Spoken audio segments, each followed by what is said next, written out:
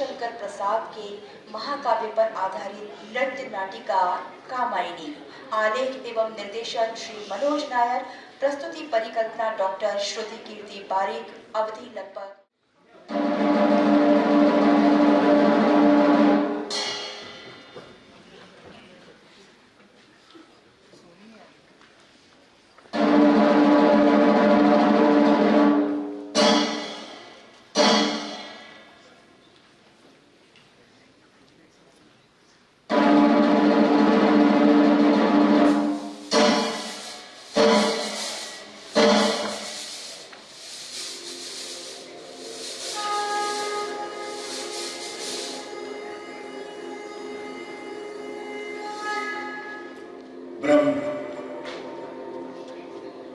ब्रह्म को संसार की रचने वाली परम शक्ति कहा जाता है।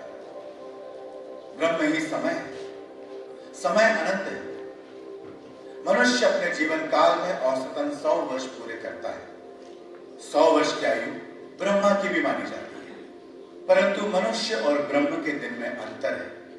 अंतर है कल्प का। दिन 24 घंटे का और कल्प। इसके लिए महायुग को समझना हो। सतयुग, त्रेता युग, द्वापर युग, कलयुग मिलाकर एक चतुर्युग होता है, जिसे महायुग कहते हैं। 71 महायुग एक मनवंतर होता है। इस तरह 14 मनवंतर होते हैं। 14 मनवंतर एक कल्प है। प्रत्येक मनवंतर का एक मनु होता है। 14 में से 6 मनवंतर बीत चुके हैं। पहले मनु का नाम स्वयंभू था। वर्तमान में चल रहे 7वें मनु का नाम वैवस्वत है।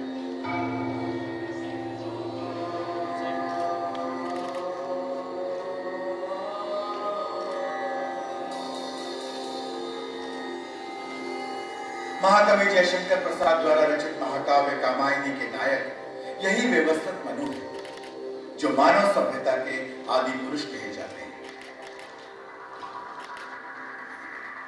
समय चक्र प्रतिपल बदलता है। जो आज है वो बीता हुआ कल था। जो आज घटित हो रहा है वो भविष्य में पुनः दोहराया जाएगा। वेदानुसार प्रत्येक कल्प के पश्चात सृष्टि का विनाश हो जाता है, और ये विनाश होता है जल प्लावन से, प्रलय से।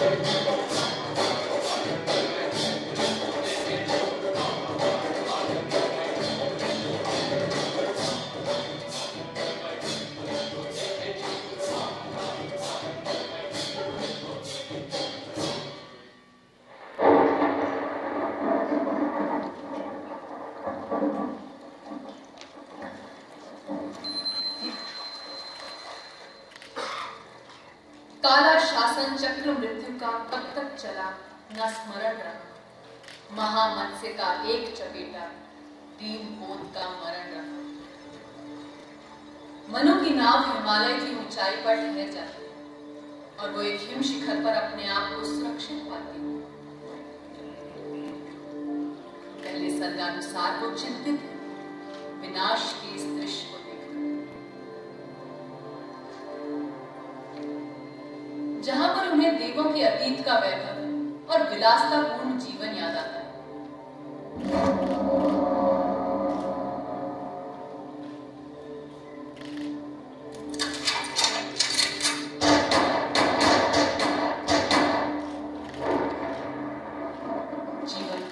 और मृत्यु का ज्ञान मनु को होता है।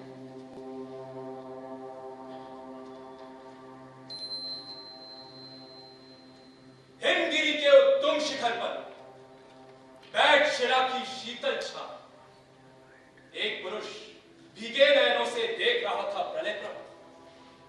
नीचे जल था, ऊपर है, एक तरल था, एक सघन, एक तत्व की ही प्रधानता। कहो उसे जड़ या चेतन। स्वयं देव थे हम सब, तो फिर क्यों ना विशृंखल होती ये सृष्टि। अरे अचानक हुई इसी से कड़ी आपदाओं की वृष्टि। बाष्प बना उठता जाता था या वो भीषण जल संघार। सौर चक्र में आवर्तन था, प्रलय दिशा का होता था।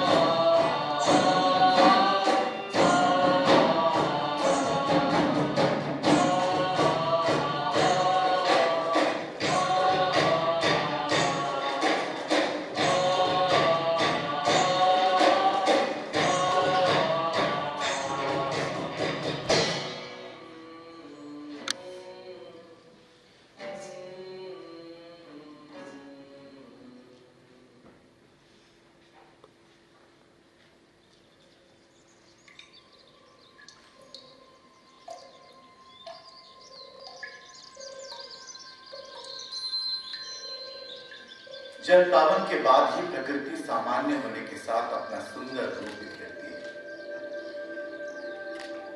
जिसमें जीवन की आशा मनु को दिखती है। मनु में जीवन की चाह और लालसा बढ़ती है, साथ ही जीवन साथी की चाह बलवती होती है।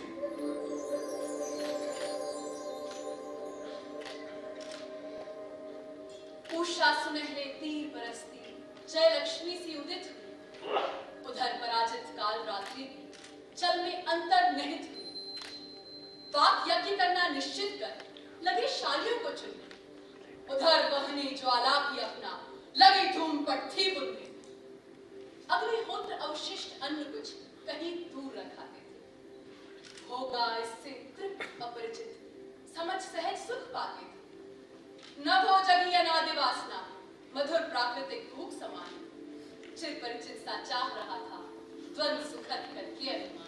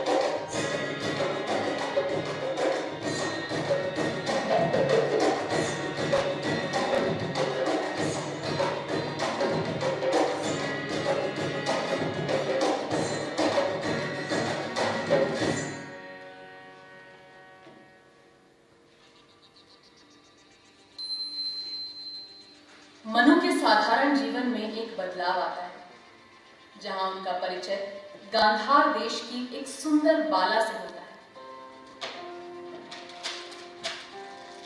मनु के निराश और एकांत जीवन में श्रद्धा अमृत सा रंग होती है। मनु जीवन की नीरसता और नकारात्मक व्याधि में घिरे हैं और श्रद्धा उन्हें सकारात्मक सोच और निस्वार्थ कर्म के लिए प्रेरित करती है।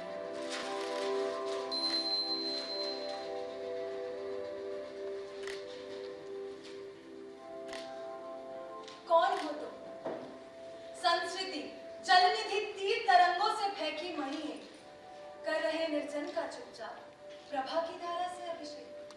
सुना ये मनु ने मधु गुंजार, मधुकरी का सा जब सानंद, किए मुख नीचा कमल समान, प्रथम कवि का जो सुंदर छंद।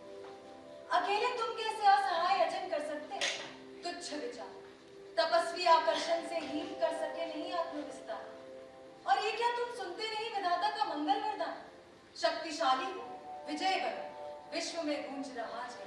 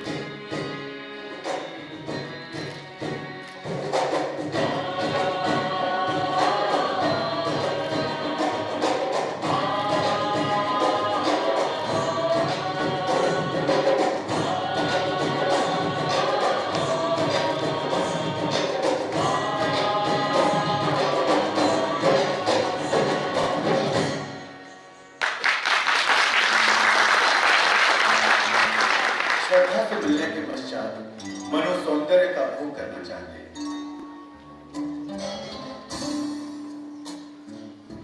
स्वप्न में काम से संवाद होता है। काम मनु को सौंदर्य भोग करने के लिए, उसके पात्र बनने के लिए प्रेरित करते हैं।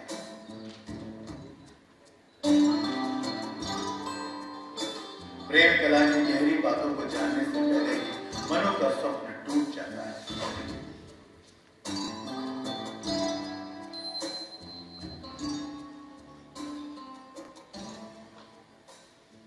मधुमय वसंत जीवन बन के वह अंतरिक्ष की लहरों में कब आए थे तुम चुपके से रजनी के पिछले पहरों में। मेरी अक्षय निधि तुम क्या पहचान सकूंगा क्या ना तुम? उलझन प्राणों के धागों की सुलझन का समझू मान तुम। प्यासा मैं अब भी प्यासा, संतुष्ट ओठ से मैं ना हूं। आया फिर भी वो चला गया, तृष्णा को तनिक ना चैन। मैं काम रहा सहचर उनका, उनके विनोद का साधन था। हंसता और हंसाता था, उनका मैं कृतिमय जीवन था। उसको पाने की इच्छा हो तो योग्य बनो, योग्य बनो, योग्य बनो, योग्य बनो। कहती कहती वो ध्वनि चुप हुई सहसा, जैसे मुरली चुप होया।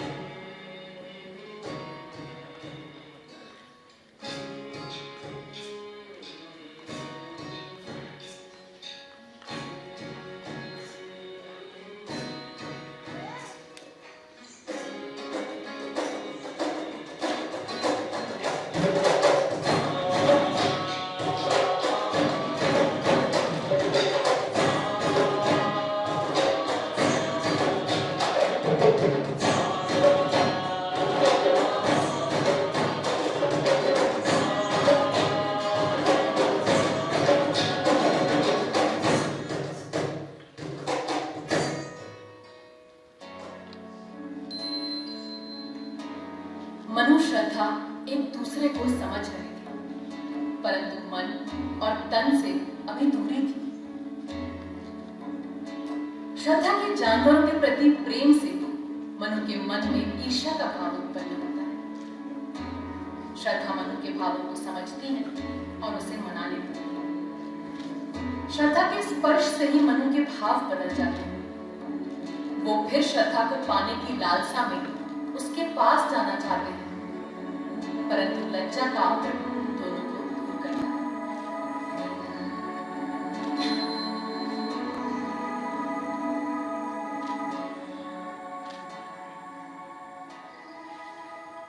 चल पड़े हैं कब से, हृदय तो पथिक से अशा यहां मिलने के लिए जो भटकते थे भ्रांत। एक माया आ रहा था पशु अतिथि के साथ, हो रहा था मोह करुणा से सजीव सना।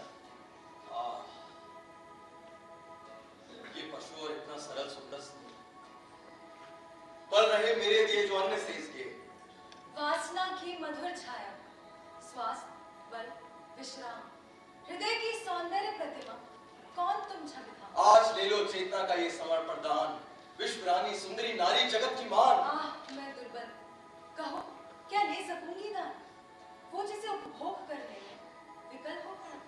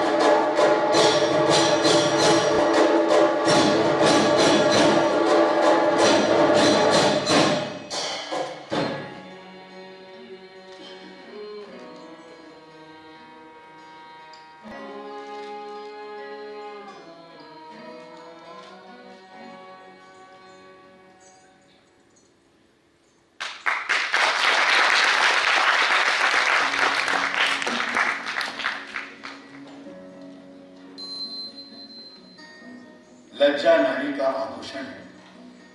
श्रद्धा मनु के अभिलाषा के अनुरूप जाना चाहती है, परंतु लज्जा उसे रोकती है। आत्मसमर्पण और विश्वास पर दोनों में संवाद होता है।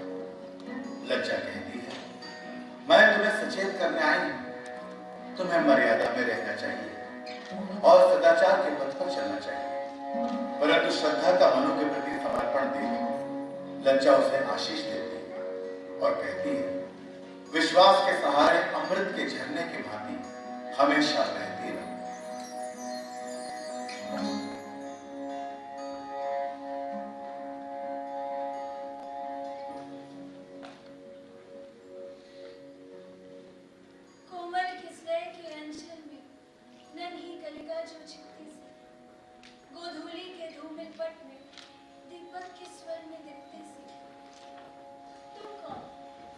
हृदय की परवशता सारी स्वतंत्रता छीन रही। स्वच्छंद सुमन जो खिले रहे, जीवन मन से हो बीन रही। इतना ना चमत्कृत हो पाए, अपने मन का उपकार करो। मैं एक पकड़ जो कहती है ठहरो, कुछ सोच विचार करो। इस अर्पण में कुछ और नहीं, केवल उत्सर्ग झलकता है। मैं दे दूं और ना फिर कुछ हूं, इतना ही सरल झलकता है। नारी तुम केवल श्रद्धा, विश्वास रजत न पत्तल, पीयूष स्रोत सी बहाकर, जीवन के सुंदर सौंदर्य।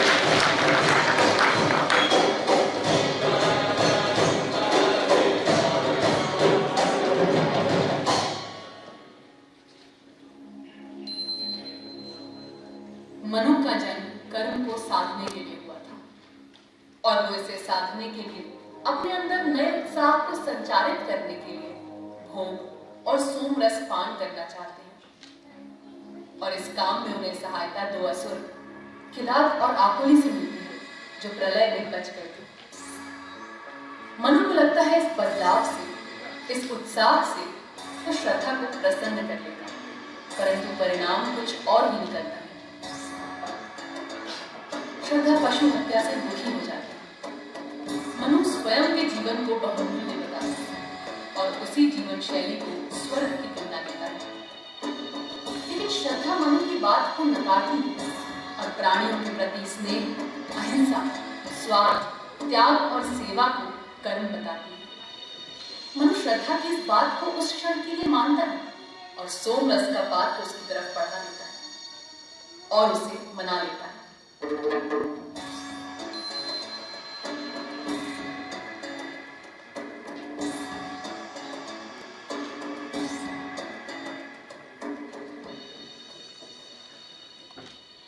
कर्मसूत्र संकेत सदृश थी सोम लता तब मनु, जड़ी सिंजनी सी खींचा फिर उसने जीवन धनु। असुर पुरोहित उस विप्लव से बचकर भटक रहे, वो किलाद आकुली जिसने कष्ट अनेक सहे। देख देख कर मनु का पशु जो व्याकुल चंचल है, उनके आमिष लोलुप रसना आंखों से कुछ कहते। कर्म यज्ञ से जीवन के सपनों का स्वर्ग मिले इसी विपिन में मानस की आशा का कुसुम खिले।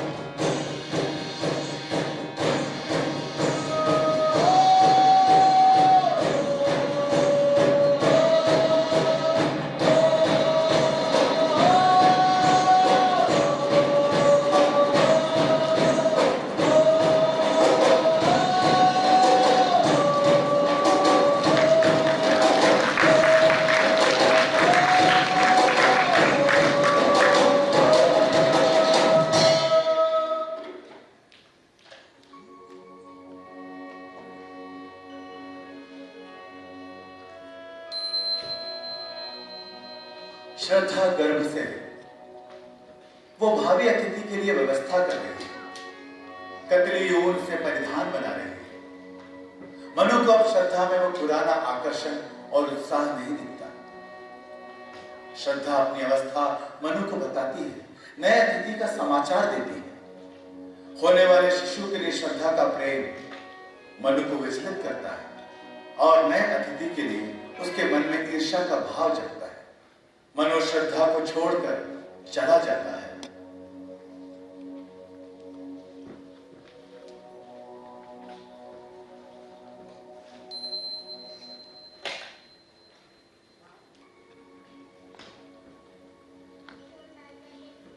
मनु को अब मृज्ञा छोड़ नहीं रह गया और था अधिकार। लग गया रक्त था उस मुख में, हिंसा सुख लाली से लड़ा। चमड़े उनके आवरण रहे, ऊनों से चले मेरा काम। वे जीवित हो मांसल बनकर, हम अमृत दुहे वे दुग्ध था। मनु देख रहे थे चकित नया ये ग्रह लक्ष्मी का ग्रह विधान, पर कुछ अच्छा सा नहीं लगा। ये क्यों? किसका सुख स्वाभिमान? तुम दूर चले जाते हो जब, तब लेकर तकली यहाँ बैठ। मैं उसे फिराती रहती हूँ अपनी निर्जनता बीच बैठ। ये जलन नहीं सह सकता मैं, चाहिए मुझे मेरा ममत्व। इस पंचभूत की रचना में मैं रमण करूं बन एक तत्व।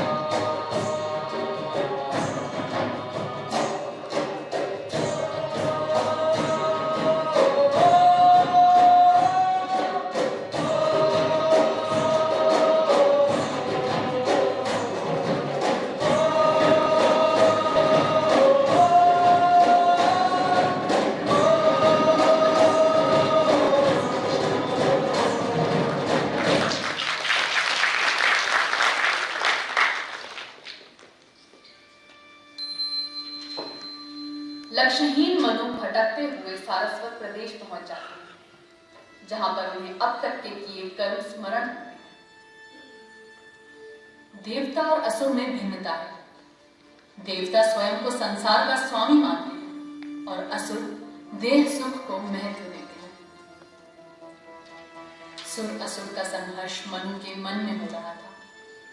मनु के स्मरण में श्रद्धा तो थी ही, परंतु काम की वाणी उन्हें विचलित कर रही थी। और फिर मनु का परिचय इड़ा से होता है, जहां पर उनके जीवन को नया लक्ष्य मिलता है। इड़ा मनु को सारस्वत प्रदेश पुनः बसाने का दायित्व सौंपता है।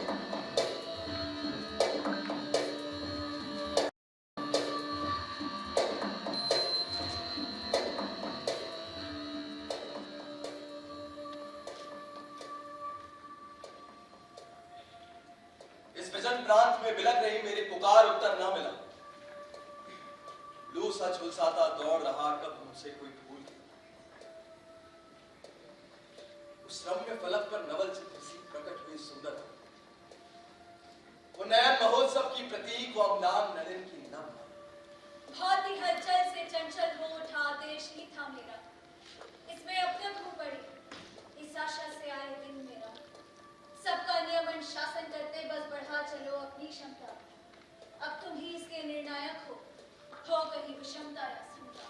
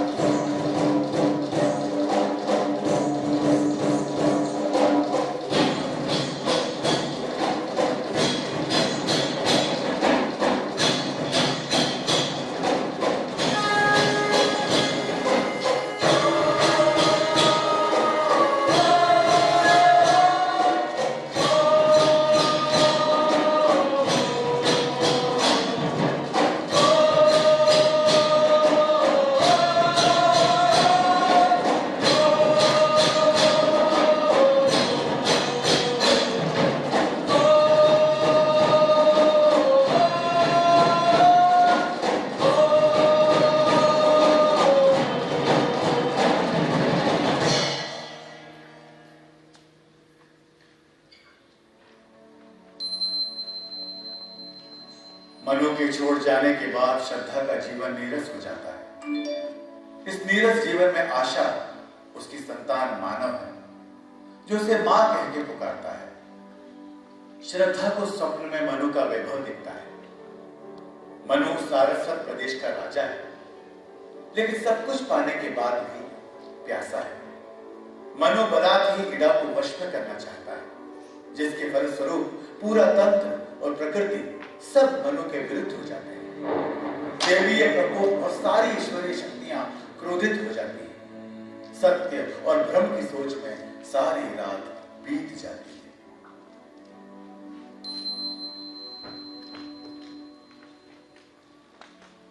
कामायनी सकल अपना सुख स्वप्न बना सा देखी, युग युग की वो विकट कतारें मिटी हुई बन देख रही। मनु का नगर बसा है सुंदर, सहयोगी है सभी बने। दृढ़ प्राचीरों में मंदिर के द्वार दिखाई पड़े घने। आलिंगन फिर भय का क्रंदन फसला जैसे कांप उठी। वही अतिचारी दुर्बल नारी परित्राण पथ नाप उठी। श्रद्धा कांप उठी सपने में, सहसा उसकी आंख खुली। ये क्या देखा मैंने, कैसे वो हो गया इतना छली।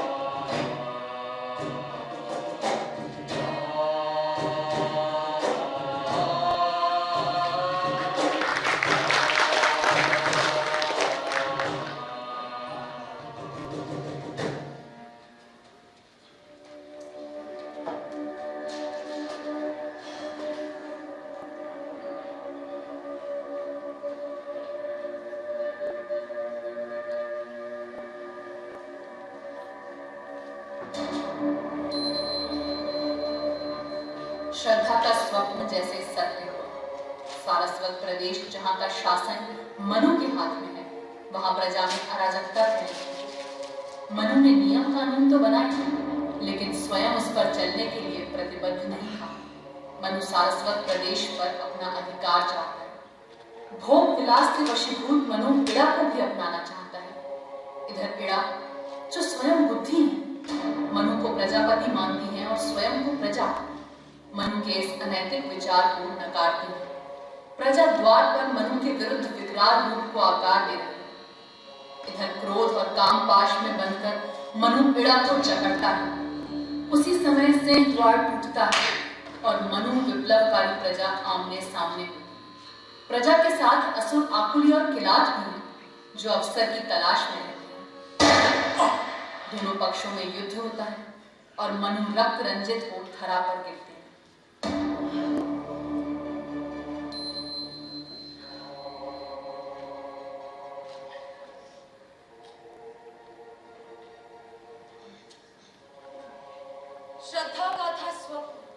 किंतु सत्य बना था। इड़ा सकुचित उधर प्रजा में शोभ घना था। मैं नियमन के लिए बुद्धिबल से प्रयत्न करूं, इनको करता एकत्र चलता नियम बना था। अभी समय है, मुझ पर कुछ विश्वास करो तो बनती है सब बात, तनिक तुम धैर्य धरो तो। देख रहा हूं वसुधा का अति भय से कंपन और सुन रहा हूं नबका नियमन का अंदर। अपनी दुर्बलता में मनुता भाव रहे थे, स्खलन विकंपित पर वे अभी काम रहे थे। अंतरिक्ष में महाशक्ति हुंकार कर उठी, सब शास्त्रों की धारे भीषण वेग भर उठी और गिरी मनु पर। उर्वोश वो गिरे वहीं पर, रक्त नदी की बाढ़ फैलती थी उस भू पर।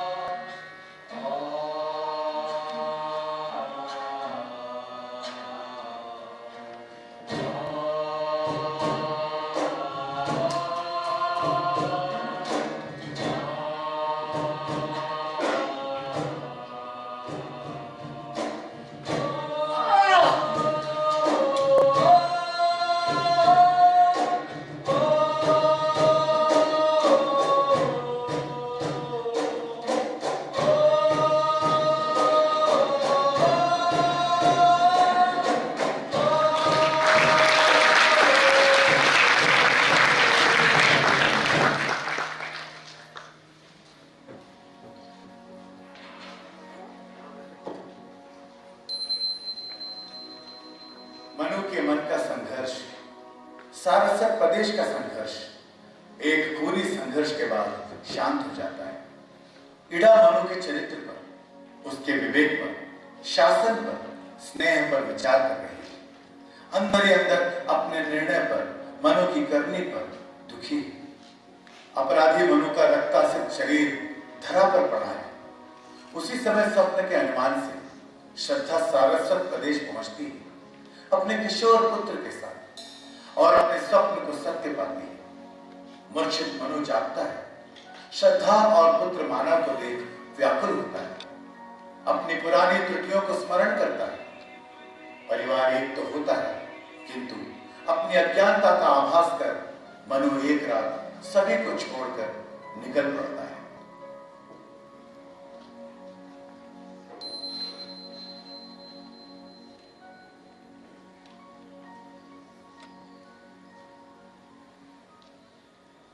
मंडप के सोपान पड़े थे सुन, कोई अन्य नहीं, एडा स्वयं उस पर बैठी थी। अग्नि शिखा सी धधक रही। थके हुए थे, दुखी बटोही, वे दोनों ही माँ बेटी खोज रहे थे भूले मनु को जो घायल होकर। शापित सामय जीवन का ये लेखनकाल भटकता, इसी खोखलेपन में जैसे कुछ खोजता अटकता। आज अपने को सबसे अपराधी है समझ रहे। कामायनी मौन बैठी सी अपने में ही उलझी।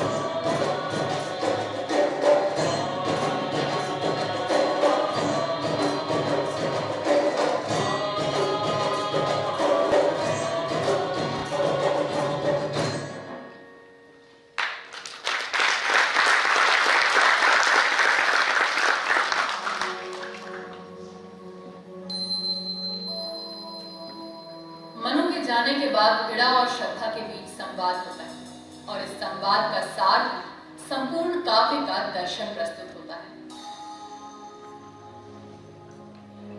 श्रद्धा रूपी हृदय और इड़ा रूपी बुद्धि का समान रूप से मनुष्य में होना ही उसकी सार्थकता है।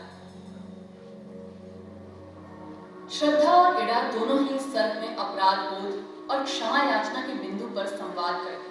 हृदय और बुद्धि का सही बोध ही आनंद तक ले जाता है और यही समरसता है।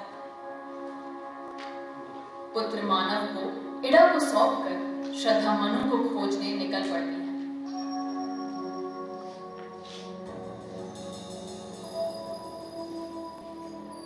मनु और श्रद्धा मिलते हैं। मनु अपने अब तक के कृत्य पर और श्रद्धा के दुख पर मनन कर चिंता व्यक्त करता है। मनु श्रद्धा से जीवन का मूल मंत्र समझता है कि त्याग और समर्पण ही सर्वोपरि है। सुख के दर्शन में मनु को एक प्रकाश पुंज दिखता है जिसमें भगवान शिव का प्रभा पुंज प्रत्यक्ष होता है। अंततः मनु स्वयं श्रद्धा से निवेदन करते हैं कि वो उन्हें आगे का पथ दिखलाए।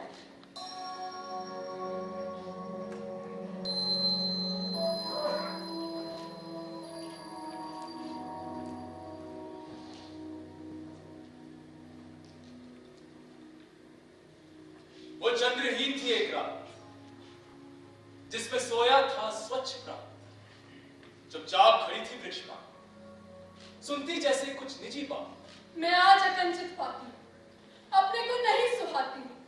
मैं जो कुछ भी स्वर गाती हूँ स्वयं नहीं सुन पाती हूँ। ये विनिमय है या परिवर्तन? बन रहा तुम्हारा ऋण अपराध, अपराध तुम्हारा, वो बंधन लो बना मुक्ति, अब छोड़ स्वजन। ये क्या शब्द है? बस तूने चल उन चरणों तक दे निज संबंध, सब पाप पुण्य जिसमें जल जल पावन हो जाते हैं निर्मल। मिथ्या सत्य से ज्ञान देश, समरस अखंड आनंद वेश।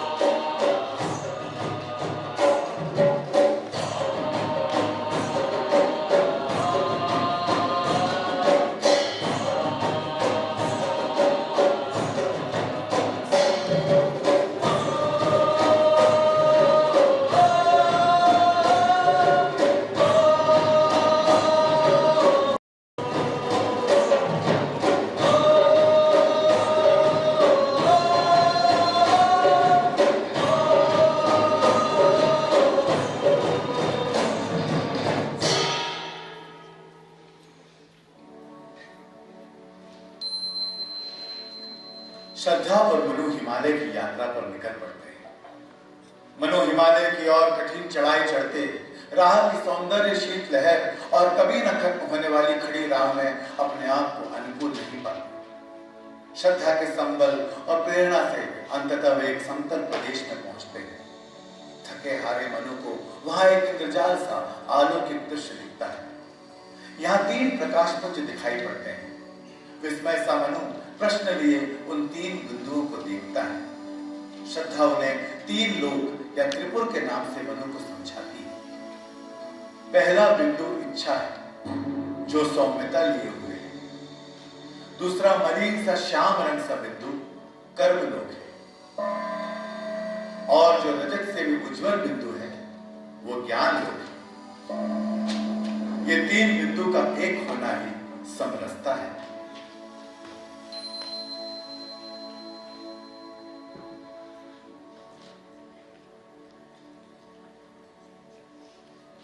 ऋतुओं के स्तर हुए तिरोहित भूमंडल रेखा विलीन, निराधार उस महादेश में उदित सचेतनता नवीन। त्रिदिक विश्व आलोक बिंदु भी तीन दिखाई पड़े अलग। त्रिभुवन के प्रतिनिधि थे, मानो वे अनमिल थे किंतु सजग। यही त्रिपुर है, देखा तुमने, तीन बिंदु ज्योतिर्मय अपने केंद्र बने दुख सुख में, भिन्न हुए हैं ये सब कितने।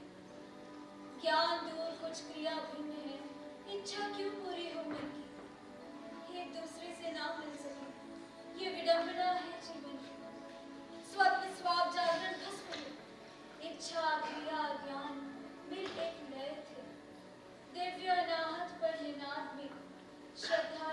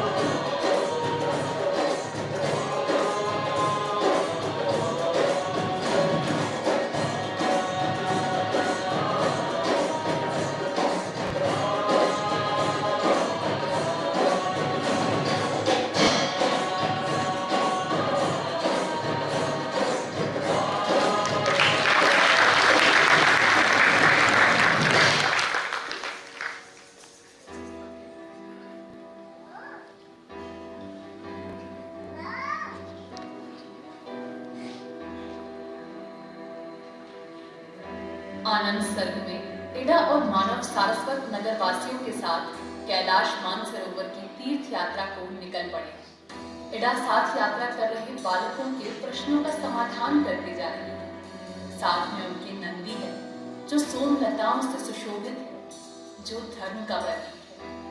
कैलाश मानसरोवर के अद्भुत दैवीय प्राकृतिक दृश्य मन को हरने वाले हैं। सभी यात्री यहाँ आकर यहाँ के वातावरण में अपनी थकान भूल जाते हैं। मानसरोवर के पवित्र जल से पुनः ऊर्जा पाते हैं। इड़ा और मानव मानसरोवर के तीरे मन और श्रद्धा से भरते हैं।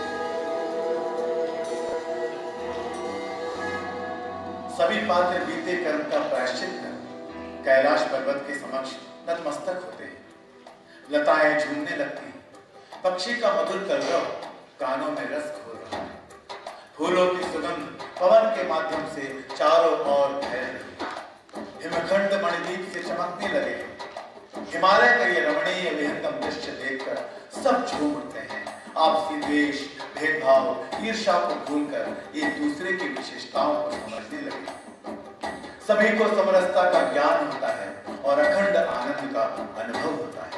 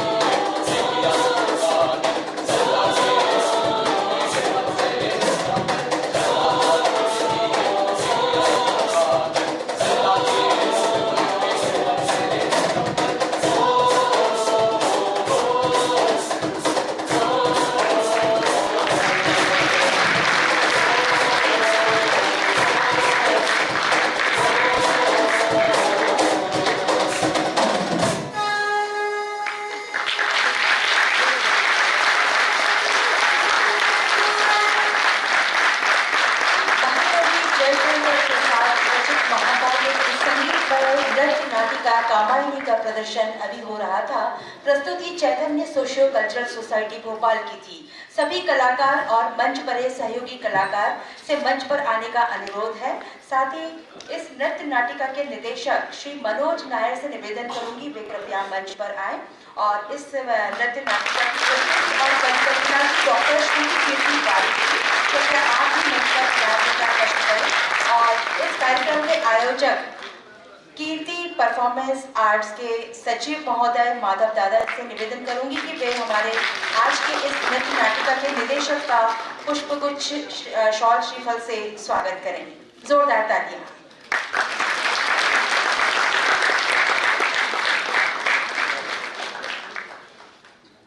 और सभी कलाकारों का परिचय करवा दें।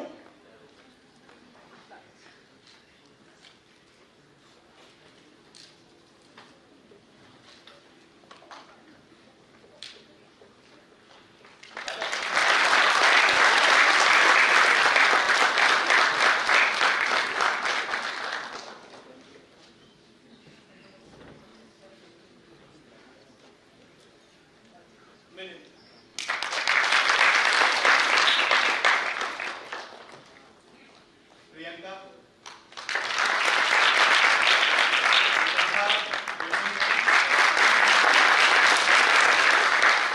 सुमन, अनंत राजौरिया, सोनू, आदर्श, नैनी जवान, अनुश्री, हर्षिता, अलय खान जो म्यूजिक भी कर रहे थे, अभी श्रीवास्तव, लाइट पे हर्षवर्धन,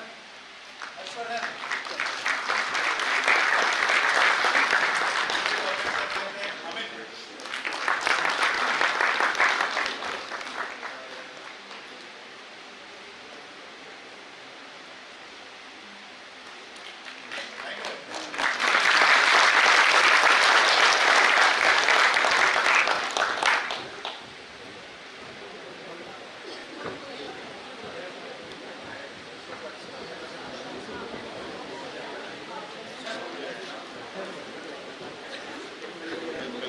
सभी कलाकारों का और हमारे यहाँ आज इस कार्यक्रम के अवलोकन के लिए पधारे अतिथियों का हम बहुत बहुत धन्यवाद और आभार प्रदर्शन करते हैं।